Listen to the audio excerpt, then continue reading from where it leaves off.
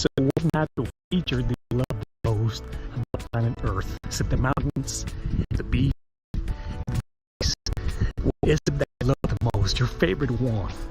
Genesis 1 reminds us of created everything, creation account.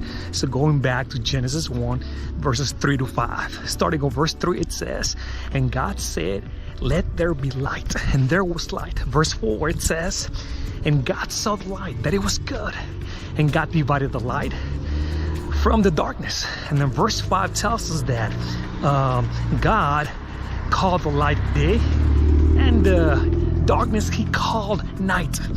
And it was the evening and the morning of the first day. So I want to remind you of two things today as we tackle the whole idea in this series about Creation Week, that God is the creator of everything. God is the creator of everything.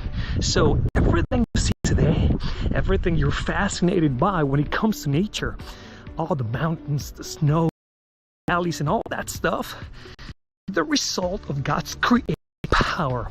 Everything you see entirely reminds you of God's creating power. It's the result of his creating power. So, and we see that specifically Jesus himself is the one who created everything, the universe, the planets, and we're reminded of that in Hebrews 1:2. Ephesians 3:9, Colossians 1:16, Revelations 4:11. So in other words, there are multiple passages, textual evidence reminding us that Jesus himself is the creator of everything. So don't forget that. Number 2, I want to remind you that in chapter 1, as we're tackling day 1, I want to remind you of this. In chapter 1, there are 10 statements, or it's also called 10 decrees by God. When God said, and something was created. So for example, verse 3, then God said, let there be light, and there was light.